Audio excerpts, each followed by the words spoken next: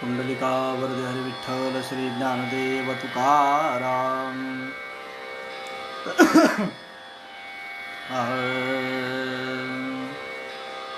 असे अकिंचन पुरा मग कुठून आणू तरी पुरंदर वनातले सुमन दिव्य जामाधुरी.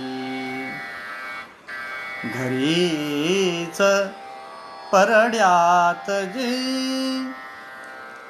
उमलतात पाने फुले त्वदीय चरणावरी प्रभुवरातया अर्पिले. सुगंधित विगंधिवा मजन ठाऊकी ही कशी त्वदर्शन करावया असत की अनाघ्रातसी. सुगंध असला तरी उचलुनी रदासी धरी.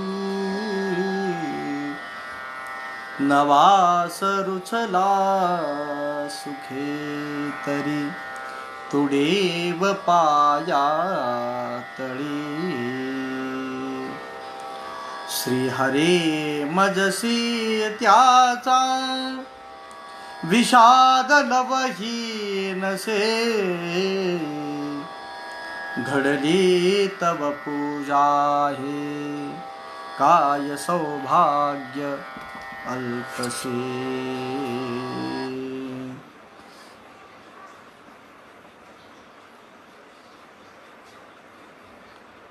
भारता जय भारता जय भारता जय भारता. पाहुनी तव रूप सर्वही वाटली मज धन्यता. अर्जुने विनवो निया हरी दिव्य जे अवलोकिले. भारते प्रिय दाविले मज विश्वरूप ही आगळे.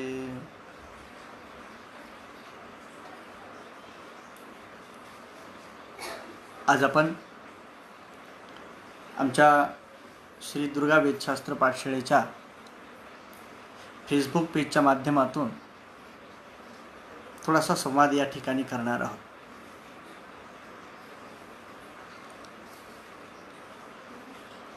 तसं ह्या कोरोनाच्या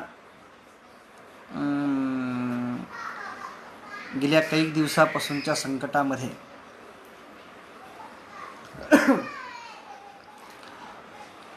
ही वेगवेगळी साधनं माध्यमं खरं तर एका अर्थाने आपल्याला एकमेकाशी जवळीक साधण्यासाठी फार महत्त्वपूर्ण झाली आहेत.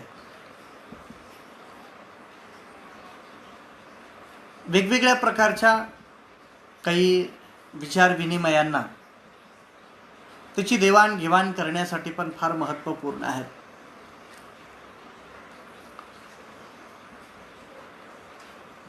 सोशल मीडियाच्या माध्यमातून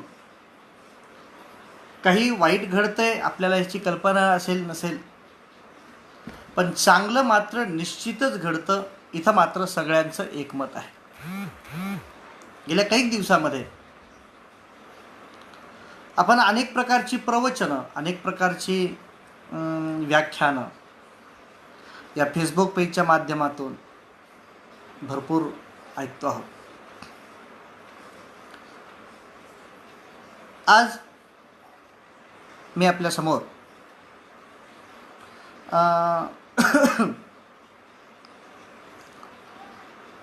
एका विषयावर थोडंसं चिंतन करण्याचा प्रयत्न करणार आहे. आपल्या महाराष्ट्राला संतांची भूमी असं म्हणतात. अनेक प्रकारच्या संतांनी आपल्या कर्तव्यातून, आपल्या कार्यातून समाजाच्या समोर एक ध्येय, एक मार्ग, त्या त्या व्यक्तीच्या अनुषंगानं त्याचा विचार करून आपल्या समोर मांडलेली आहे.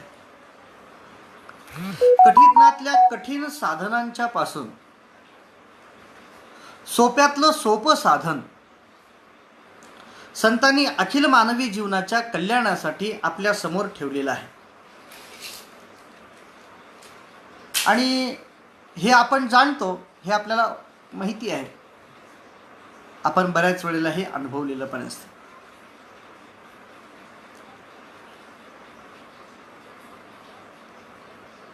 या अनेक संतांच्या मालिकेमध्ये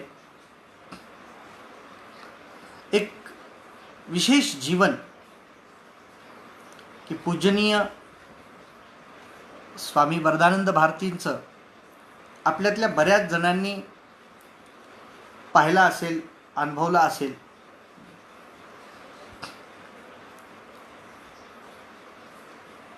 मी व्यक्तिशः स्वतःला खूप भाग्यवान समजतो की पूज्य गुरुजींच्या योगाने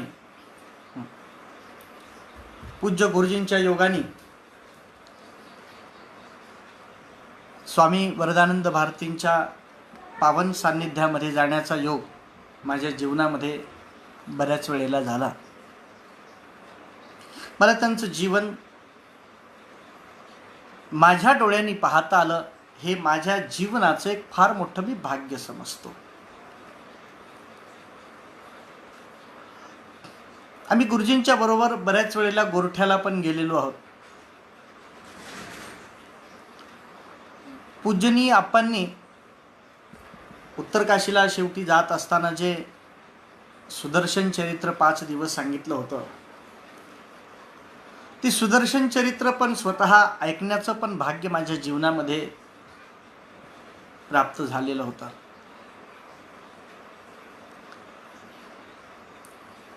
आणि मला एक अगोदरपासून थोडी वाचण्याची सवय, स्वभाव असल्या कारणाने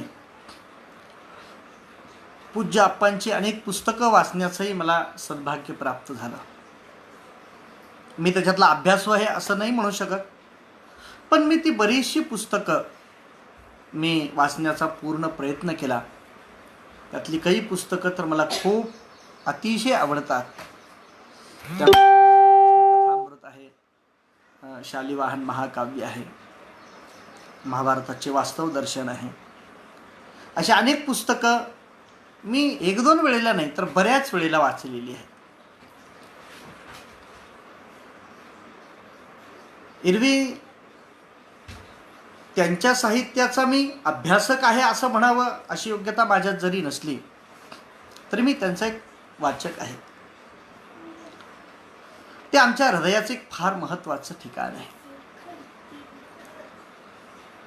पूज्य आप्पांचं जे जीवन आहे ते हिमालयाशी थोडे समरस असल्या कारणाने की काय, ती हिमालया एवढीच आहे. त्यांची विचाराची जी व्यापकता आहे, जी उदात्तता आहे, ती खरोखरच फार विलक्षण आहे. एखादा समुद्र असतो तसं त्यांच्या ग्रंथरूपी विचाराच्या माध्यमातून बस ते तशाच प्रकाराने समुद्रासारखे अथांग आहे. पण जेव्हा जेव्हा आपण त्यांच्या जवळ जातो तेव्हा त्यांच्यापासून आपल्याला काहीतरी घेता येतं, काहीतरी मिळवतं आणि आपल्याला वाटतं की हां, हे खूप छान आहे, हे खूप आनंदाचं आहे. अशा अनेक ग्रंथांचं त्यांच्या जवळून त्यांच्याकडून प्राप्त करून अनेक महात्मे तृप्त झालेली आहेत. पूज्य वरदानंद भारतींच्या सगळ्या जीवनचरित्राचा विचार यावर्षी खूप जणांनी आपल्या वाणीद्वारा करण्याचा प्रयत्न केलेला आहे. कारण पूजनीय आप्पांच्या हे जन्मशताब्दीचं वर्ष आहे आणि याच्या सुरुवातीलाच आमच्या पूज्य गुरुजींनी यावर्षीचं जे आमचं वार्षिक उत्सव असतो तो पूज्य आप्पांच्या स्मृतीसाठी समर्पण केलेला होता. आणि हे फेसबुक पेज यावेळेला जेव्हा उपलब्ध करण्यात आलं त्यावेळेला सुद्धा आमच्या मित्रांची पण अशी इच्छा होती की आपण पूज्य आप्पांचं काहीसं चिंतन या फेसबुक पेजच्या माध्यमातून सुरुवातीला करावं. कारण आमच्या पाठशाळेला जे अनेक लोकांचे आशीर्वाद लाभलेले आहेत त्यापैकी पूज्य आप्पांचं सुद्धा एक फार मोठं मार्गदर्शन आमच्या पाठशाळेसाठी आहे. संतांचं जे जीवन असतं, महापुरुषांचं जे जीवन असतं, हे लौकिक जीवनाच्या पलीकडे तर गेलेलं असतंच, पण प्रत्येक साधकाला प्रत्येक वेळेमध्ये ते काहीतरी हितगुज करत असतं, काहीतरी सांगत असतं. पूज्य आप्पांनी अध्यात्मातला एकही विषय असा ठेवला नाही की जो समाजाच्या समोर मांडला नाही. सर्व प्रकारचे विषय त्यांनी आपल्या समोर व्यक्त केलेले आहेत. मी नांदेडला असताना जेव्हा आमच्या अशोकनगरला त्यांचं एक खूप मोठं व्याख्यान झालं होतं त्यावेळेला त्यांनी असं सांगितलं, मी नवीन आता काय सांगायचं, कारण नवीन काही सांगावं असा विषयच मी ठेवलेला नाही. त्यांच्या मुखातले हे शब्द आहेत. त्याच्या कारणाने साधूचा स्वभाव असतो की आपल्याजवळ जे जे आहेत ते जे आपणासी ठावे ते इतरासी सांगावे या वृत्तीने पूजनीय आप्पांनी सगळं काही सगळ्यांना वाटून टाकलेलं आहे. पण विचाराचं एक असतं, आपल्या जवळचा एखादा विचार जेव्हा आपण दुसऱ्याला देतो ना, आपल्याकडे एक रुपया आहे, तो आपण जर दुसऱ्याला दिलो तर आपल्या जवळचा रुपया समाप्त होतो. पण विचारांचं मात्र तसं नसतं.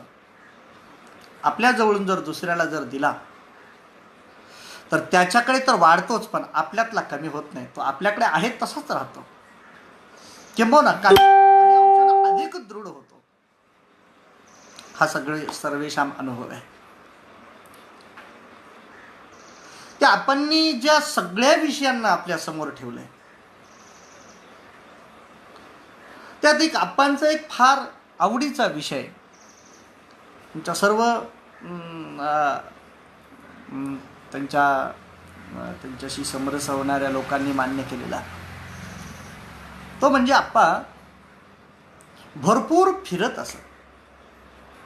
वेगवेगळ्या प्रकारच्या यात्रा, वेगवेगळ्या प्रकारच्या देवांचं दर्शन, असे तो हिमाचल भारत कैक वेळेला आप्पांनी फिरून काढलेला आहे.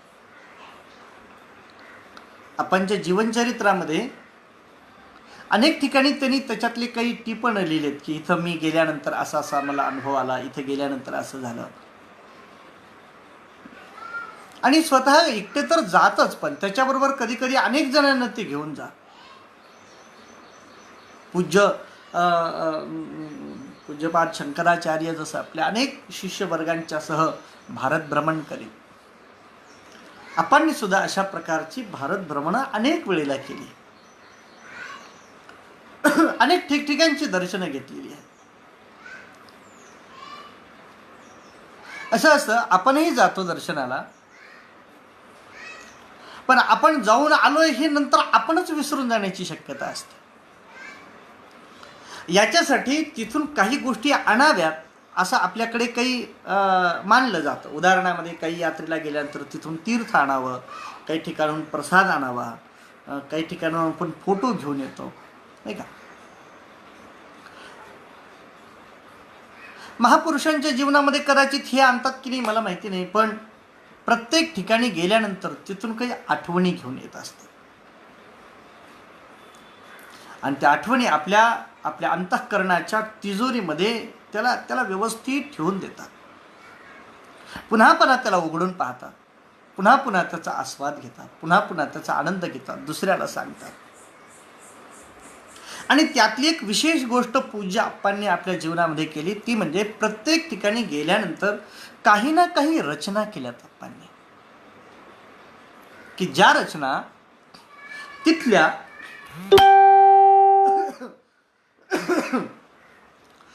एका तिथल्या स्थितीशी आजही आपल्याला जोडून ठेवण्याचं काम करतात.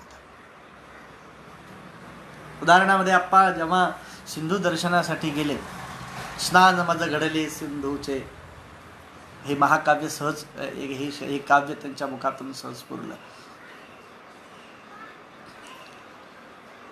हिंगलाजला गेल्यानंतर तिथं भगवतीची जी केलेली स्तुती आहे, क्रुद्ध जिभेने आता कोणा भयदा दिसिकाली, त्या ठिकाणी गेल्यानंतर आपण हिमालयामध्ये गेल्यानंतर, आपण दक्षिणेमध्ये गेल्यानंतर, अनेक ठिकाणी गेल्यानंतर तिथल्या काही रचना आपल्या उत्स्फूर्तपणे निर्माण केल्या. बहुतेक करून आपल्यासारखे लोक यात्रेला जातात, त्या जाण्यामध्ये बरेचसे प्रकार आहेत.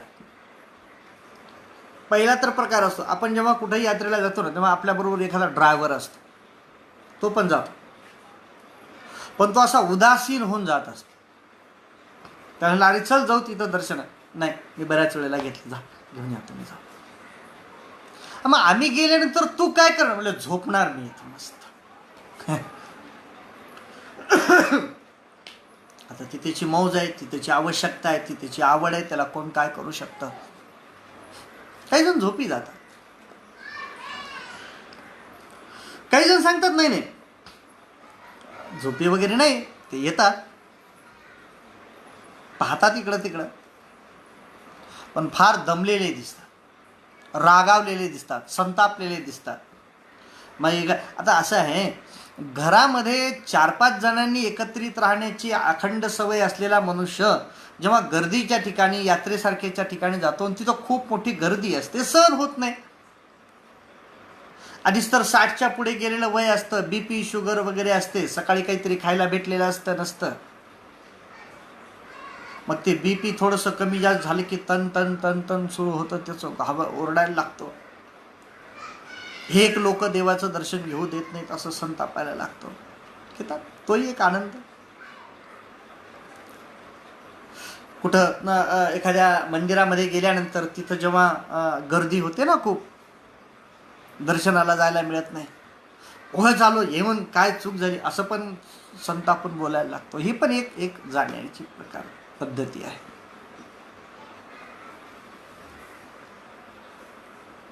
काही लोक जातात, थोडंफार अडचणी वगैरे ऍडजस्ट पण करतात, सगळ्या गोष्टी तंतोतंत पाहतात, पण त्यांच्या पाठीमागे भावना फक्त एवढी असते की बस निसर्गाचं सानिध्य बघायचंय, रमणीयता पाहायची आहे. एन्जॉय करणे आजच्या शब्दामध्ये वापरायचं झालं, या पद्धतीने जातात, पाहतात. पण काही लोक सगळीकडे जातात तर पाहतातही, त्याचा आनंदही घेतात, पण त्याही पेक्षा तिथल्या श्रद्धेशी समरस होतात. खरं सांगायचं तर हे सगळ्यात कठीण आहे. वस्तुतः यात्रेला निघत असतानाची आपली भावना वेगळी असते, पण जेव्हा आपण काही तीर्थक्षेत्र पाहतो, नंतर आपण थोडीशी बैचेन होतो. कदाचित नंतर आपल्याला असं वाटतं की आता बस झाला, आता निघूयात आपण घराकडे. का? कारण आपण तिथल्या सर्व गोष्टींशी समरस झालेलो नसतो. मी एक विषय आणखी पुढे सांगेन की आपण तिथल्या देवत्वाशी जोडले गेलेलो नसतो. आता कशावरून ओळखायचं की आपण तिथल्या देवाशी समरस झालो आहोत? जर आपल्याला एखाद्या तीर्थक्षेत्रावर गेल्यानंतर तिथल्या तिथल्या देवाशी जर आपलं अनुष्ठानाचं नातं उत्पन्न झालं, चला अरे आज आपण काशीसारख्या ठिकाणी आलोय, चला आपण इथं बसून एखादं रुद्राचं आवर्तन करू मंदिराच्या आवारामध्ये बसून, तर समजायचं की आपण तिथल्या देवत्वाशी समरस होतो. तिरुपतीला गेले, सुंदर भगवान नारायण परमात्म्याचं दर्शन घेतलं आणि असं वाटलं की वाह काय आज आनंद आहे परमात्म्याच्या दर्शनाचा, चला आज काहीतरी वेगळी स्तुती आपण करू, आपण एखादी रचना करू, एखादा श्लोक, एखादी ओळ. असं जर आपल्या अंतःकरणातून जर स्फुरलं तर असं समजावं की आपण त्या देवत्वाशी समरस होण्याचा प्रयत्न करतो. मुळामध्ये शास्त्रकारांनी यात्रेला जाण्याच्या पाठीमागचा उद्देश सांगितला आहे तो हाच आहे, आपण त्या त्या ठिकाणच्या देवत्वाशी समरस झालो पाहिजे. आपण आपल्या घरामध्ये, आपण आपल्या मंदिरामध्ये जे परमात्म्याचं रूप पाहतो ना, हे सगळीकडे एक व्यापक रूपाने भरलेलं आहे.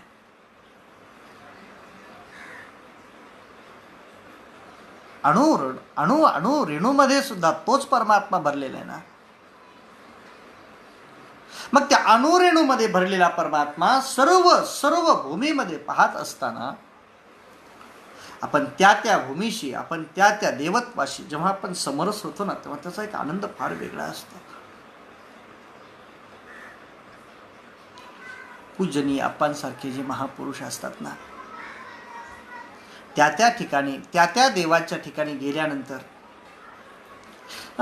तिथल्या देवाशी एवढे समरस होऊन जातात आणि मग मुखातून सहज बाहेर पडतात ते परमात्म्याचे एक एक कवन. मग हिमालयामध्ये गेल्यानंतर तिथं बद्री विशाल प्रभूचं स्मरण, केदारनाथाचं तिथं स्मरण, रामेश्वर. पूजनीय आप्पांनी सरस्वतीची जी रचना केलेली आहे, सरस्वतीच्या स्तवनाची, किती सुंदर रचना आहे की सगळे लोक थक्क होतात, केवढी अलौकिक प्रतिभा संपन्न महापुरुष आहे ते. आणि सगळी रचना, हे सगळ्या प्रकारच्या त्यांच्या काव्य पंक्ती आपण जेव्हा पाहतो, ऐकतो, त्यांचं जीवन किती शब्द साहित्याने समृद्ध होतं. अलीकडच्या अनेक वर्षाच्या काळामध्ये एवढी शब्दप्रभुता नाही अनुभवायला मिळत. अलीकडच्या लोकांची काव्य, अलीकडच्या लोकांची शब्द, कविता, ह्या सगळ्या अशाच वरवर तयार होतात. त्याच्यामध्ये कधी भक्तीचा स्पर्श नसतो. कधी कधी बुद्धीची अवजडता तरी असते, नाहीतर विचाराचा उथळपणा तरी असतो. पण ह्या दोघांचा अद्भुत समन्वय होता तो पूजनीय आप्पांच्या महाकाव्यामध्ये, त्यांच्या ग्रंथ संपदेमध्ये, त्यांच्या वेगवेगळ्या प्रकारच्या कवितेंच्यामध्ये. भगवंताच्या स्पर्शाचा केवढा अनुभव त्यांच्या ठिकाणाहून प्रगट होतो पाहायला. धावली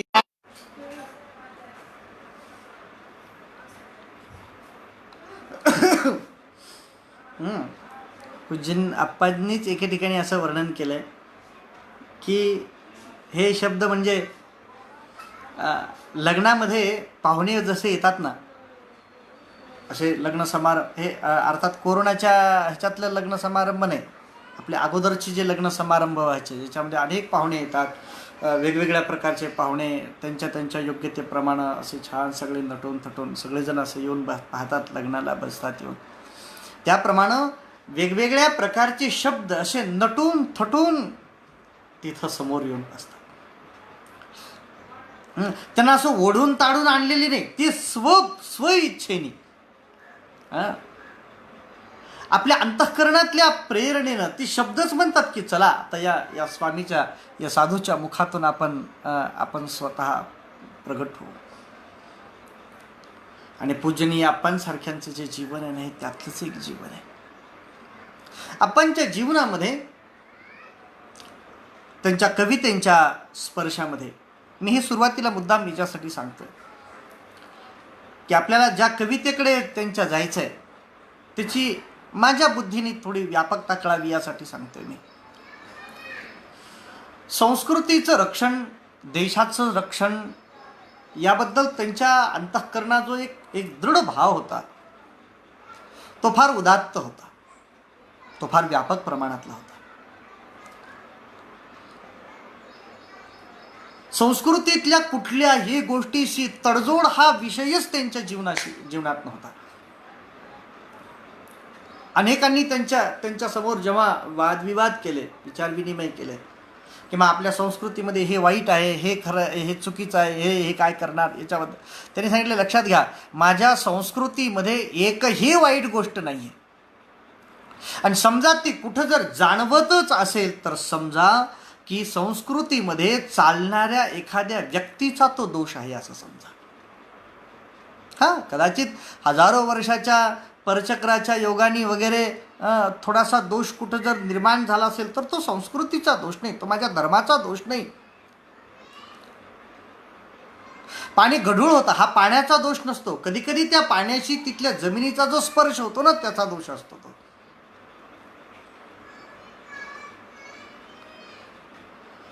त्यांच्या संस्कृतीबद्दलचं जे प्रेम आहे ना त्यांच्या ठिकाणचं, ते तर फार अलौकिक होतं.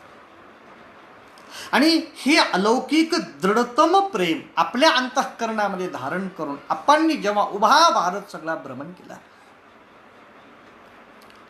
भारतातल्या प्रत्येक प्रांतामध्ये प्रत्येक ठिकाणच्या देवदेवतेंचं दर्शन घेतलं, अनेक ठिकाणचं दर्शन घेत घेत एक वेळेला आप्पा अयोध्येमध्ये आले. आणि अयोध्यामध्ये म्हणल्यानंतर आता काय सांगायचं आहे, आपण तर आता पाहतो आहोत अयोध्येमध्ये भगवान रामप्रभूंच्या राम मंदिराचं पायाभरणी पण झालेली आहे. कदाचित हा दिवस जर पूज्य आप्पांनी पाहिला असताना तर खूप आनंद झाला असता. आणि मी तर असं म्हणतो की आजही आप्पा ते पाहतायत आपल्या व्यापक रूपाने, आपल्या अस्तित्व चैतन्याने ते आजही पाहतायत. काय आनंद झाला असेल त्यांना. त्या अयोध्येमध्ये आप्पांनी आल्यानंतर रामप्रभूचं दर्शन वगैरे घेतलं असेल आणि आपल्या विश्रामाच्या ठिकाणी थांबल्यानंतर सहज त्यांची इच्छा झाली असावी की आपण सगळा भारत पाहिला. काही कारणाने अयोध्या हे हृदय आहे असं म्हणायला हरकत नाही, कारण रामप्रभू हे आमच्या संस्कृतीचं हृदय आहे. अयोध्या ही जवळजवळ मध्य भारतातले असल्या कारणाने ते पण भारताचं हृदयच आहे. आणि शेवटी हृदयाशी येऊन मनुष्य शांत होतो ना, स्थिर होतो ना. कदाचित हृदयाकाशामध्ये पूज्य आप्पांनी आजपर्यंत फिरलेला सर्व भारत आपल्या दृष्टीपटलाच्या खालून घालवतात. एका एका ठिकाणाचं दर्शन आपल्या मनोमन अंतःकरणामध्ये घेत आहेत. त्याच्याशी समरस होऊन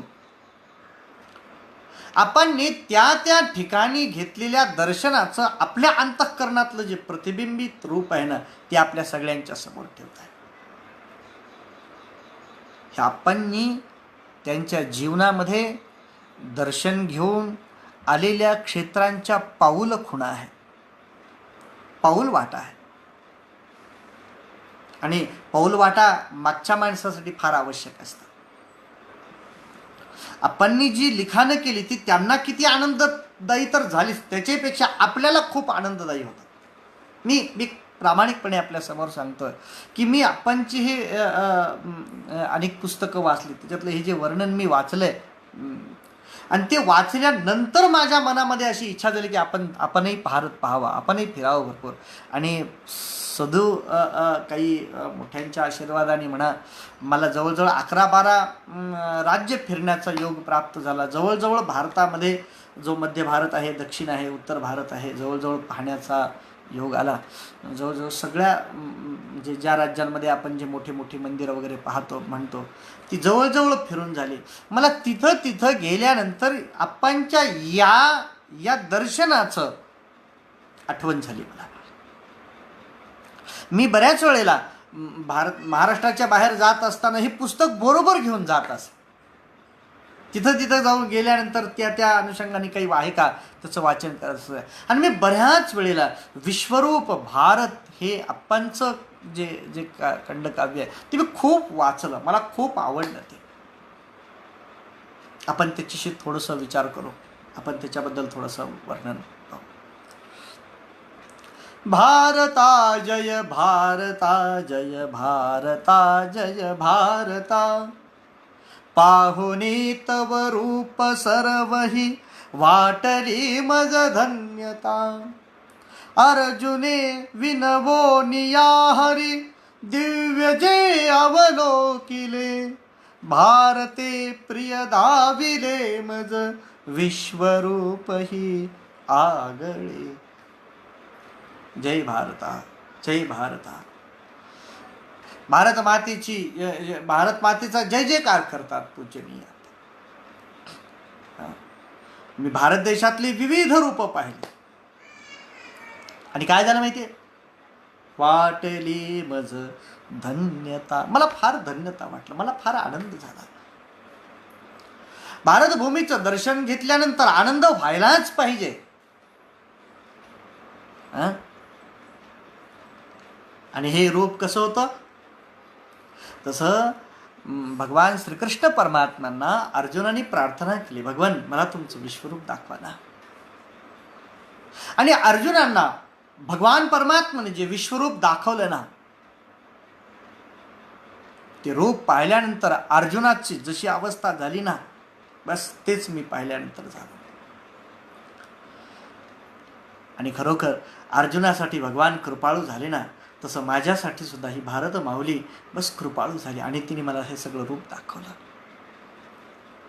संपूर्ण भारतभर फिरण्याचा योग आला. मी प्रत्येक ठिकाणी गेलो आणि तिथं गेल्यानंतर मला तिथली एक विशेषता जाणवली. काय काय पाहिलं मी, पूज्य आप्पा सांगतात, उंच पर्वत राजी विस्मित लोचना करीती कुठे. उंच उंच पर्वत रांगा, केवढ्या उंच. असं वाटतं की आता आकाशाच्याही हे उंच आहेत की काय.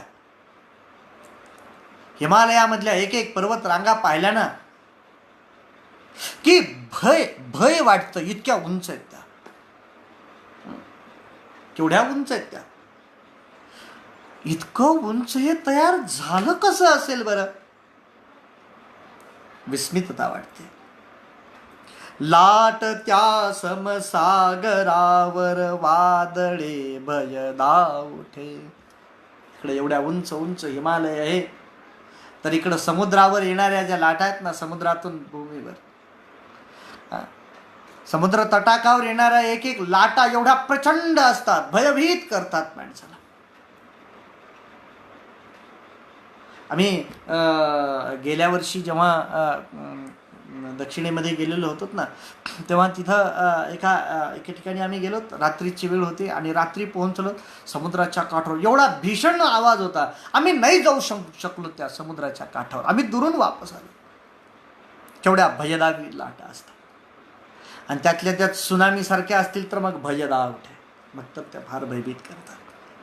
मेघ निश्चल होत ती जलमार्ग ही बनतो तडे, भारते प्रिय दाविले मज विश्वरूप ही आगळे.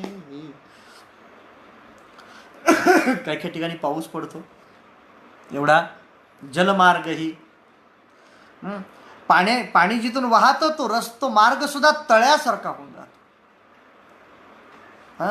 भारतभूमीमध्ये काही काही ठिकाणी एवढा पाऊस पडतो. महाराष्ट्रामध्ये सुद्धा गेल्या वर्षीपासून कोल्हापूर वगैरे भागात एवढा पाऊस पडायला लागला की रस्त्यावर लावलेली वाहनही वाहून जात आहेत, एवढं पाऊसही पडतो भारतभूमीमध्ये. मी हे सगळीकडे पाहिलं.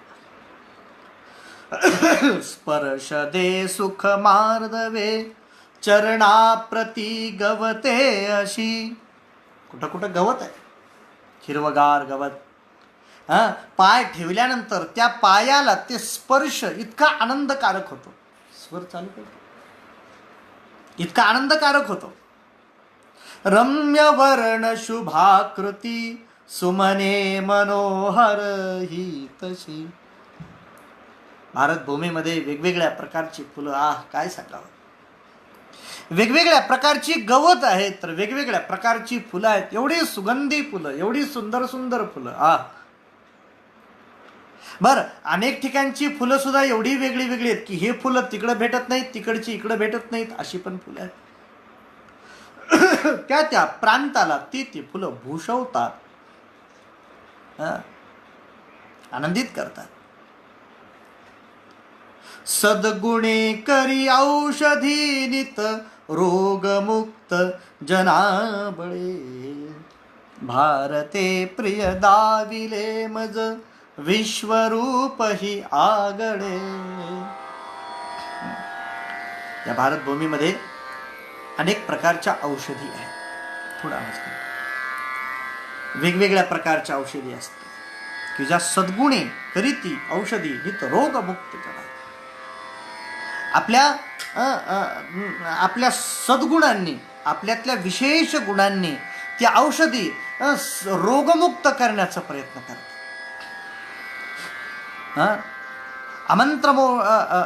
नास्ति मूल मनौषधम. कुठलीच अशी मूळ नाही, कुठलंच असं एखादा वृक्ष वेली नाही की जी कुठल्या तरी रोगावर औषध होत नाही. आपल्यातल्या गुणांनी दुसऱ्याचं दुःख दूर करणे हा विषय. म्हणजे गवत पायाला स्पर्श देतं, सुंदर स्पर्श देतो. फुलं डोळ्यांना आणि नाकाला आनंद देतात. आणि औषधी वनस्पती ज्या आहेत ह्या वेगवेगळ्या प्रकारच्या गुणांनी निरोगी बनवतात. ही माझ्या भारतभूमीची कृपा नाही का?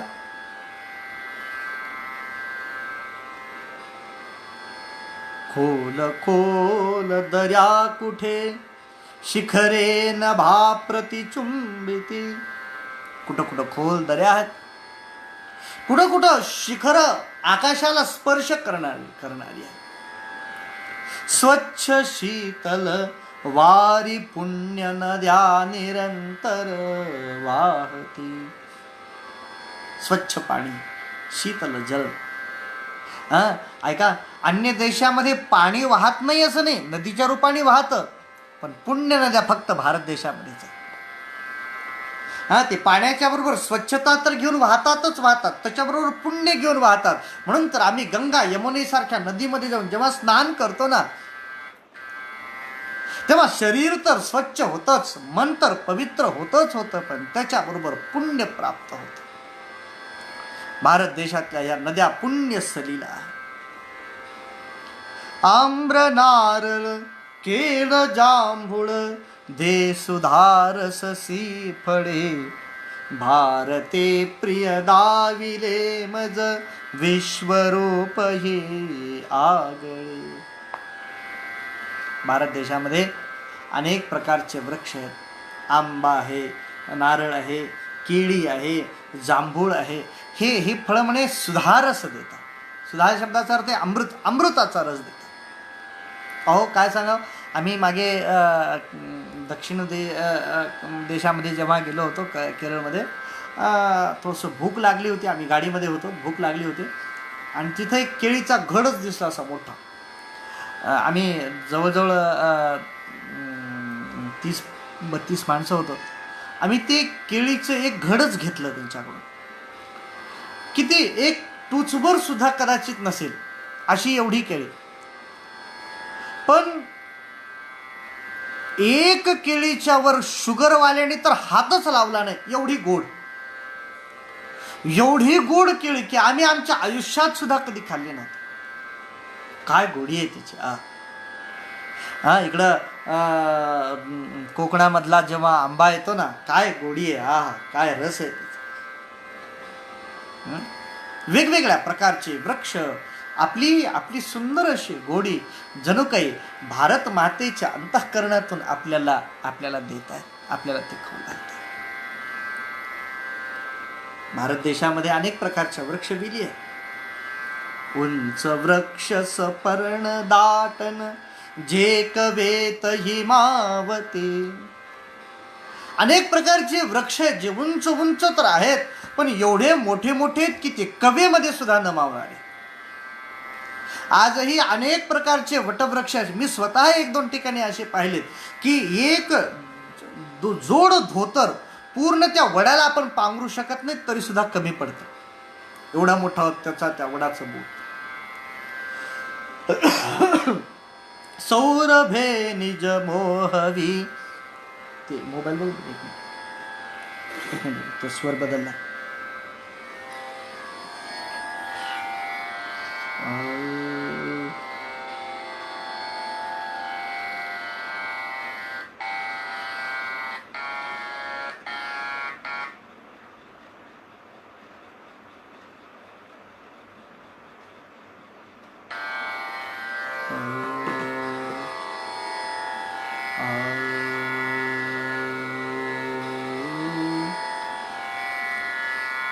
उंच वृक्ष सपर्ण दाटन जे कवेत हिमावती, सौरभे निज मोहवी तुलसी सुचंपक मालती, भारिले गगनास जेथ मधुस्वरे खग कोकिले,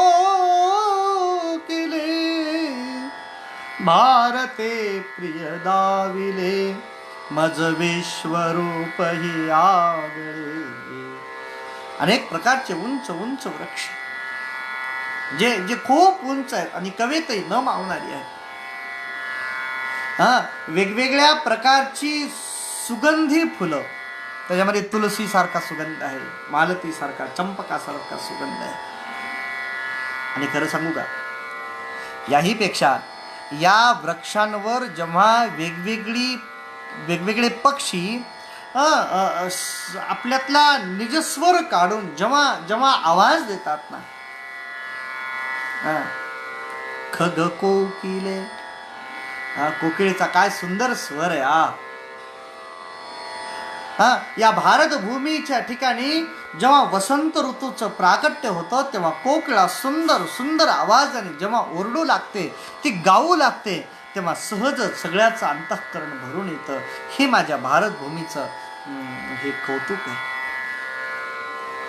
दिव्य निर्मल तोय मानस जेथ संतरदापरी. इथलं पाणी कसं आहे? संतरदापरी. साधूचं हृदय जसं असतं ना, बस तसं निर्मळ आहे, तसं स्वच्छ आहे, तसं पवित्र आहे. शैव शैल सुरेख सुंदर शुभ्र जटा हैम जटाधरी,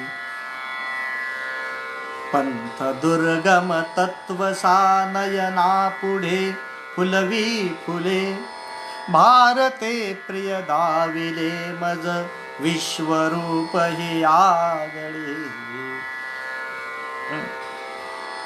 हिमालयामध्ये जेव्हा आपण प्रवेश करतो, हिमालयामध्ये जेव्हा आपण पाहतो, काय आनंद असतो तो. माणसाने जन्माला आल्यानंतर हिमालयामध्ये गेलंच पाहिजे. जर हिमालय जर त्याने पाहायला नसेल ना, तर त्याने मी भारत भूमीतला आहे असं म्हणूच नाही. म्हणून तर आप्पा पूर्ण आयुष्यभर उत्तरेकडे त्यांचं विलक्षण प्रेम होत. का? कधी कधी पंथ दुर्गम सा, एवढा कठीण रस्ता की कितीही निर्भय सुद्धा त्या रस्त्यावरून जात असताना थोडा अंतःकरणातून थरथरतोच.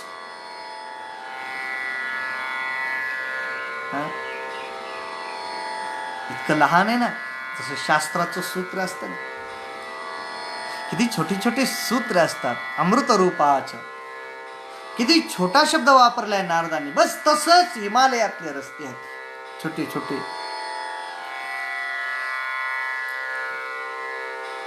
पण तुम्हाला सांगू, आजूबाजूचं सौंदर्य जेव्हा पाहिलं जातं ना, काय अलौकिकता असते.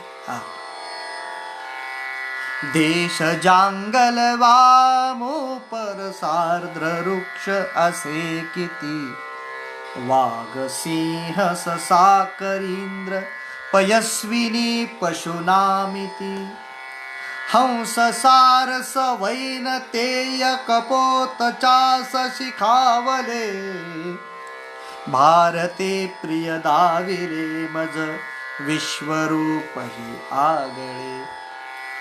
असे तो हिमाचल भ्रमण करत असताना वेगवेगळ्या प्रकारचे पशु, वेगवेगळ्या प्रकारचे पक्षी, हे सगळे असे भरून गेलेले. वेगवेगळ्या प्रकारची जंगल आहेत, काही वृक्ष जंगल आहेत, तर काही जंगल नुसते पाहत राहावेत असं वाटतं. तुम्ही कधी कधी बघा, दक्षिणेमधले जेव्हा टीव्ही मध्ये एक एक सिनेमामध्ये एक एक जे दृश्य येतात ना, काय सुंदर असतं. युट्यूबवर दक्षिणेमध्ये कोणी सूर्या गायत्री नावाची एक गायिका आहे, तिने भारतभूमीचे एक खूप सुंदर पद गायलंय. आणि त्या पदाचं गायन करत असताना त्यांनी जे भारत देशातले जे वेगवेगळे दृश्य दाखवलेत, एवढे सुंदर आहेत ना की ते खरंच एकदा माणसाने पाहावेत, एकदा ऐकावेत. वेगवेगळ्या प्रकारचे दृश्य, कुठं वाळू आहे, वाळवंट आहे, तर कुठं उंच उंच वृक्ष आहेत, कुठं वेगवेगळ्या प्रकारच्या वेली आहेत, वेगवेगळ्या प्रकारचे वृक्ष आहेत, एवढी मोठी जंगल आहेत, वेगवेगळ्या प्रकारची जंगल माणसाचं मन भ्रमण करतात.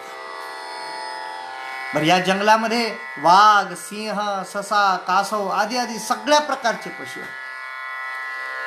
हंस सारस वैन ते यकपोत चास शिका, काय सुंदर सुंदर पक्षी आहेत. हे सगळे पक्षी स्वच्छंद विहार करता करता आपण विहार करत सगळ्यांना पण आनंदित करतात.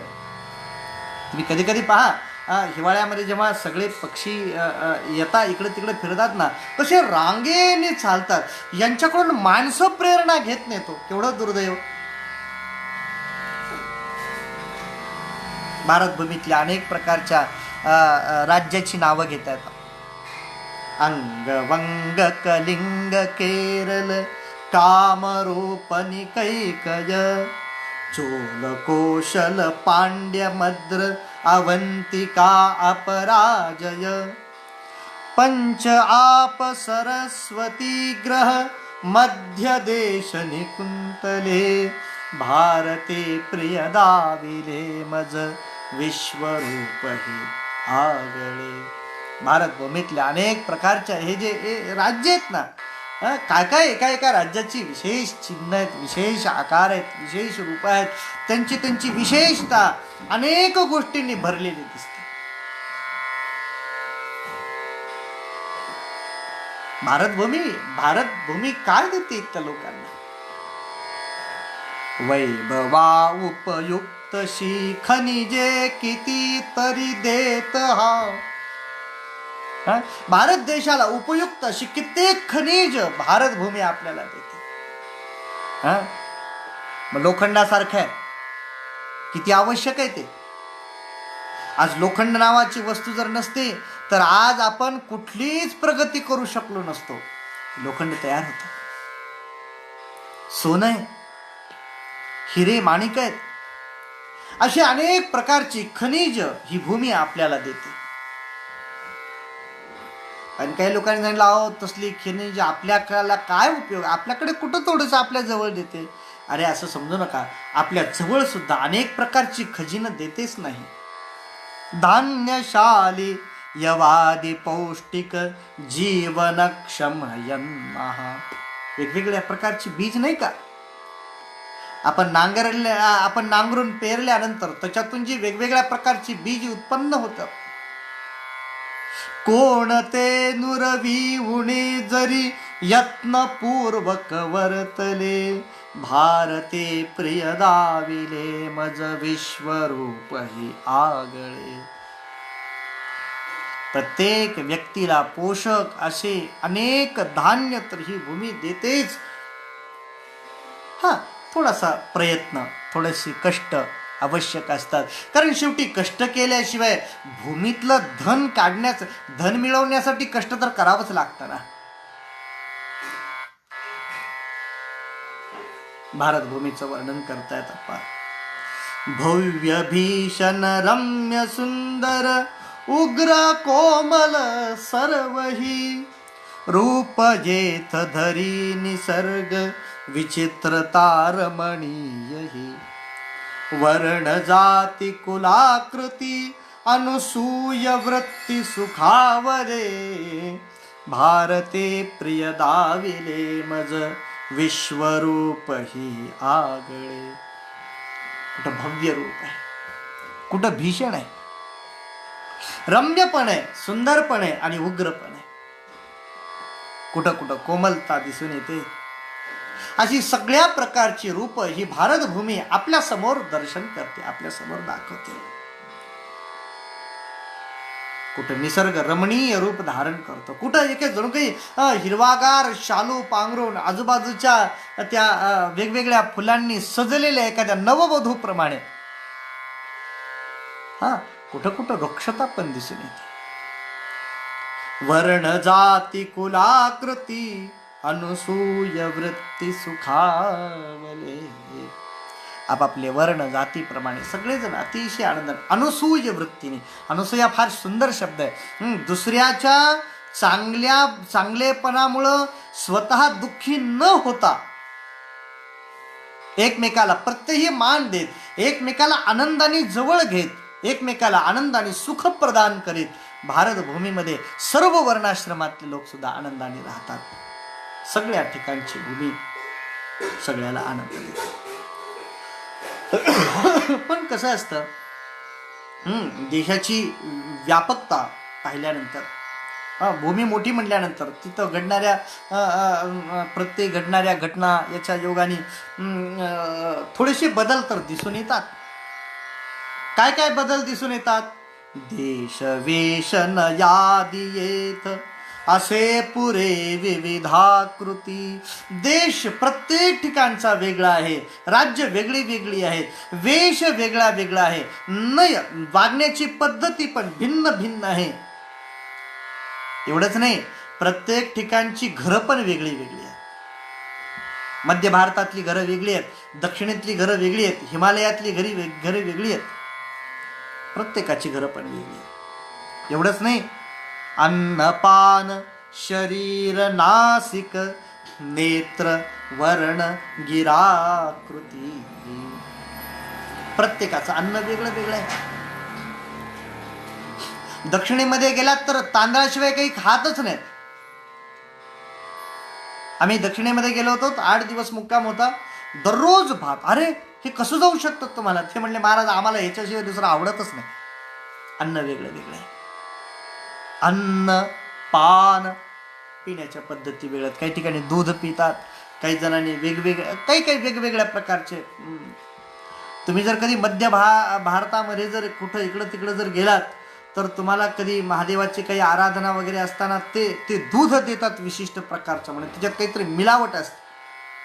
म्हणजे हे तुमच्या म्हणजे हे चालतं आमच्याकडे, भांग पण चालते आमच्याकडे, पेय कदाचित वेगळी वेगळी आहेत त्यांची. शरीर नासिक नेत्र वर्ण गिराकृती. शरीराच्या ठेवणी थोड्या वेगळ्या वेगळ्या. रंगामध्ये बदल आहे, थोडे नाकामध्ये थोडासा बदल असतो, बोलण्यामध्ये थोडासा फरक असतो. काही काही राज्यातले लोक असे, दक्षिण राज्यामधले लोक असे की जे बोलताना असं वाटतं की ते भांडतायत की काय, पण एवढे स्नेहार्द्र असतात ना, एवढे दयाळू असतात ना, एवढे गोड वागणारे असतात ना. काही काही ठिकाणच्या बोलण्यामध्ये इतकी विनम्रता दिसून येते, काही काही ठिकाणी रागीट दिसतात. त्यांच्या बोलण्यातला हा वेगळे पण आपल्याला स्वीकारावं लागेल. एक ना दुसऱ्या परी आत ऐक्यच राहिले, भारते प्रिय दाविले मज विश्वरूप ही आगळे. एक सारखं नाही, पण तरी सुद्धा आतली एकता मात्र अभंग आहे, संतांच्या अभंगासारखीच. भारतभूमीचं श्रेष्ठत्व काय सांगावं, आपण असं वर्णन केलंय. जे स्थली अवतार घे भगवंत संस्कृती रक्षणा. ज्या स्थलावर भगवंताने अवतार धारण केला संस्कृतीच्या रक्षणासाठी. वेद मंत्र जिथे ऋषी प्रतिदेत उज्ज्वल जीवना. अरे जिथल्या संस्कृती बद्दल काय सांगावं की जिथं वेद मंत्र सुद्धा उज्ज्वल रूपाने प्रकाशित होऊन ऋषींच्या समोर जातात. स्वीकारा आम्हाला. देव अवतरित होतो, वेद मंत्र जित मूलरूपाने प्रगट होतात ऋषी मुनींच्या समोर. तीर्थ पावन देवतामय संगती जन तारिले. जिथलं तीर्थ आपल्या संगतीमध्ये आलेल्या पाप्याचं ही तारण करतं. पाप्याला तारून जातं, मग पुण्यवानाची काय गोष्ट सांगावी. परमात्मा जिथं अवतार घेतो, वेद जिथं प्रगट होतो, जिथं पाणी सुद्धा अमर पुण्य रूपाने प्रगट होतं, ती भारतभूमी आहे. ज्ञान जेथून सर्व ही जगतात विस्तृत झाले.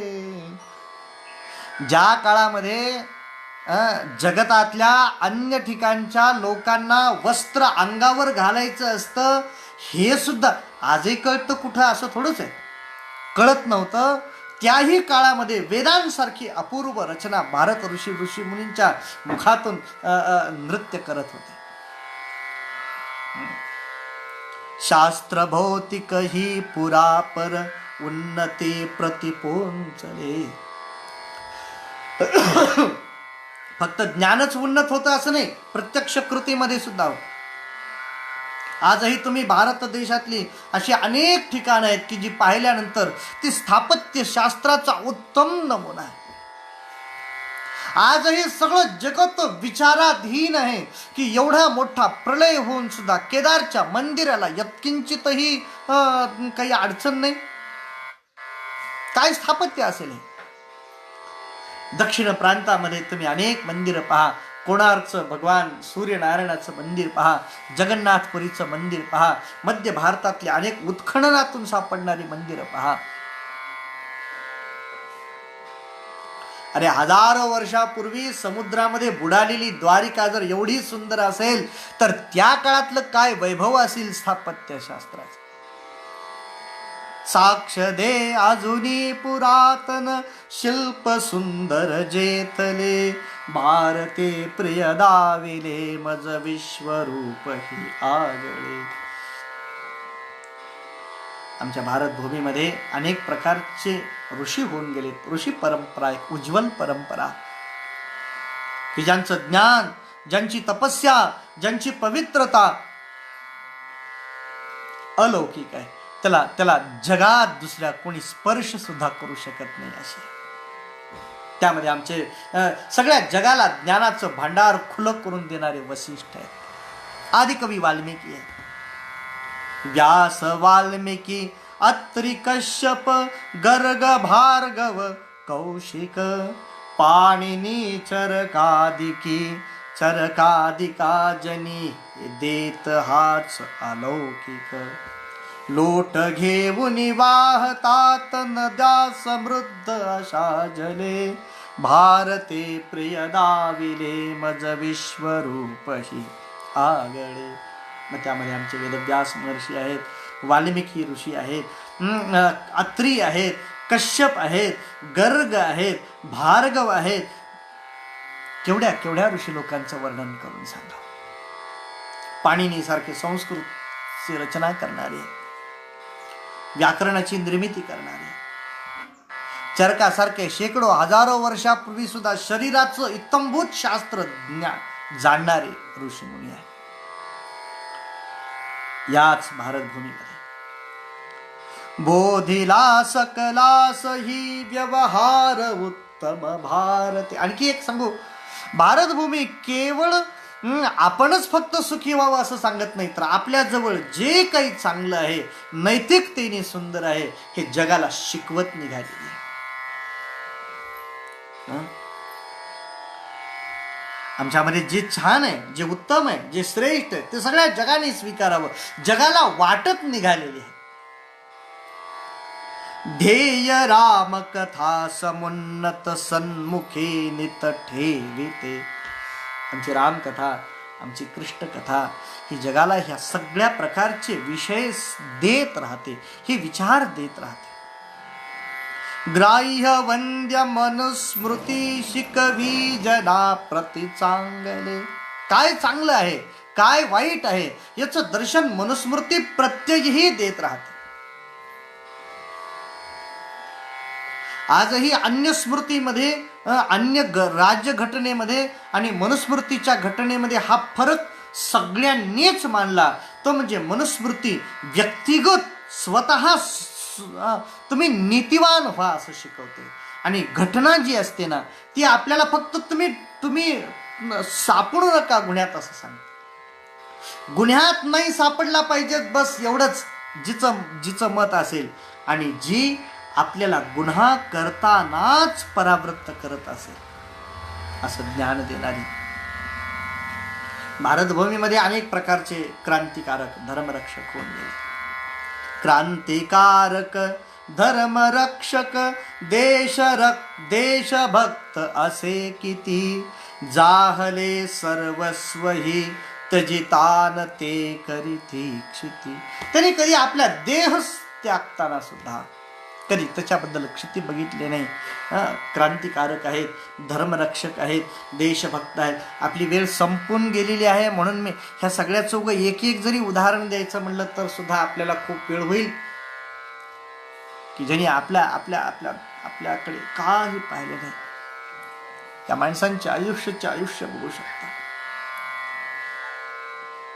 सध्या चंद्रगुप्त मौर्य सिरियल चालू आहे, त्याच्यामध्ये चाणक्याचं जीवनचरित्र बघताना असं लक्षात येतं की आयुष्यभर हा मनुष्य कुणावर संसारी माणसासारखं प्रेम करत नाही.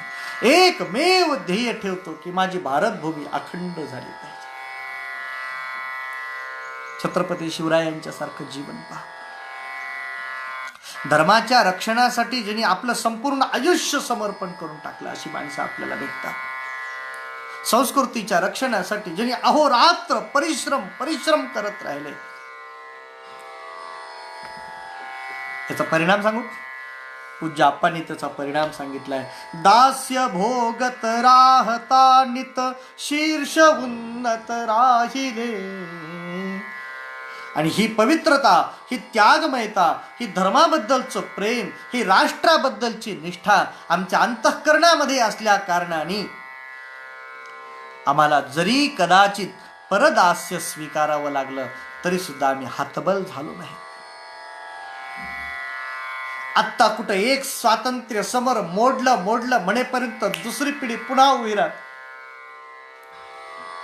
दुसऱ्याचा बिमोड होतोय न होतोय तोपर्यंत तिसरी पिढी आपल्या हातातलं संस्कृतीचं देणं, राज्य रक्षणाचं प्रेम, बस निष्ठा पुढच्याच्या हातामध्ये समर्पण करते, आणि तेवढ्याच तोलामोलाने ते पुढे उभे राहतात.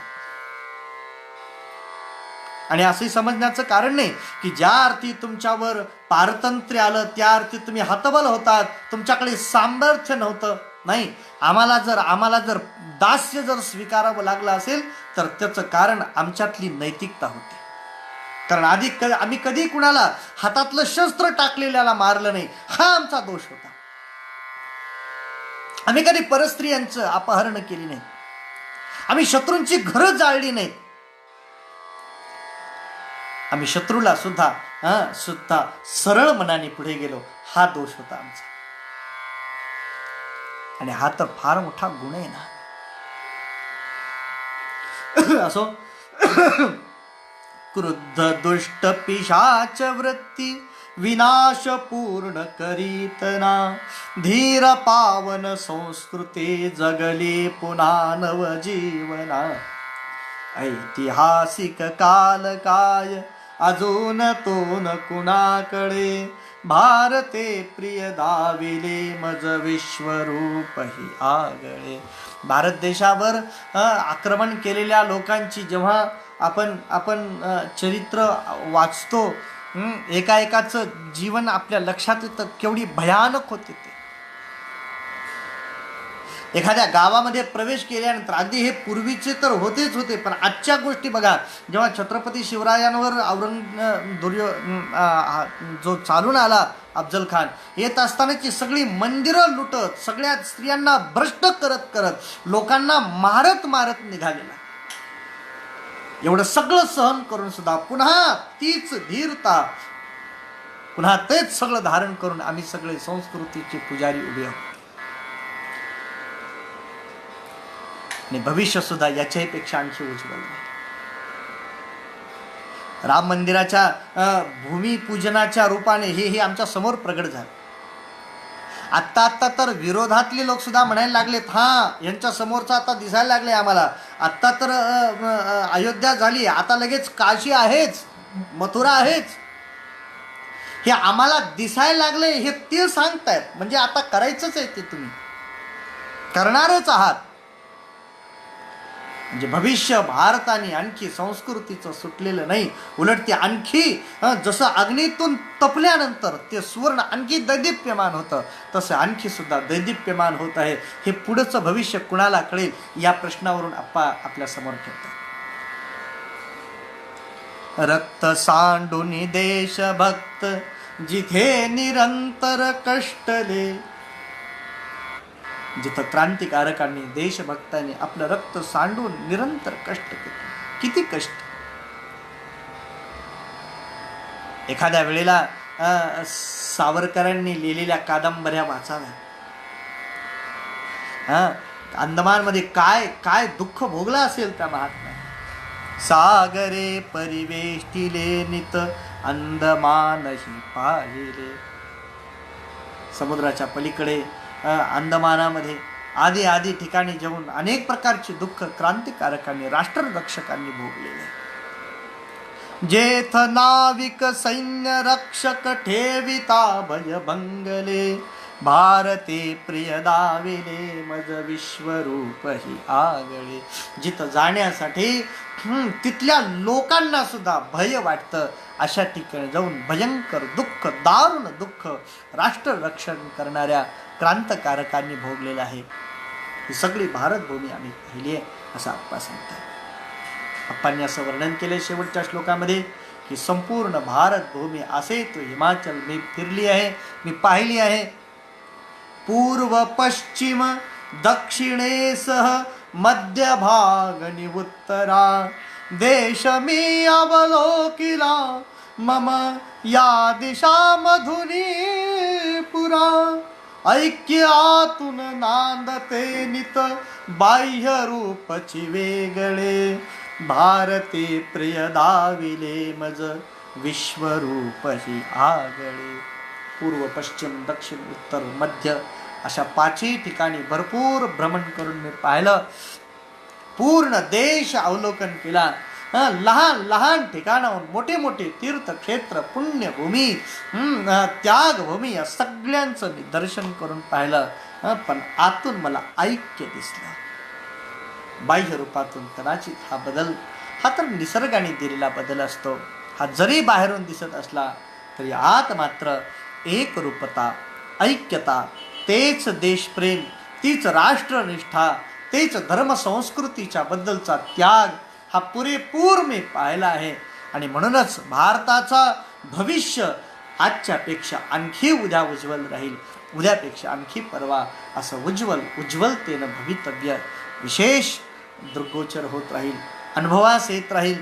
असा भाव अंतःकरणामध्ये धारण करून भारत मातेला पुन्हा पुन्हा प्रणाम करत, भारते प्रिय दाविले मज विश्वरूप ही आगळे. भगवंताचं जसं आगळं विश्वरूप आहे तसंच या भारतभूमीचं सुद्धा विशेष असं हे विश्वरूप आहे. आणि आप्पांनी जे पाहिले ते आप्पांच्या दृष्टीतून, आप्पांच्या वाङ्मय रूपातून आपणही थोडंसं पाहण्याचा विचार केला. मला असं वाटतं ह्याच्यातून पुण्य तर मिळेल काय माहीत नाही, पण भारत देश पाहण्याची दृष्टी आपल्याला मिळेल, भारत देश बघावा अशी वृत्ती तयार होईल. आणि मला असं वाटतं हेच फल आहे. आणि हेच भाव अंतःकरणात धारण करून आप्पांनी संपूर्ण भारत भ्रमण केले. आपल्यालाही भारत भ्रमण करण्याचा पुन्हा पुन्हा योग प्राप्त हो. आणि आपल्यालाही आप्पांनी पाहिलेला विश्वरूप भारत दिसो, अनुभवता येवो, अशी आप्पांच्या ठिकाणी प्रार्थना करू. आणि बस इथंच पूर्णविराम देऊ. कुंडलिकावरदे हरी विठ्ठल श्री ज्ञानदेव तुकाराम. भारत माता की जय.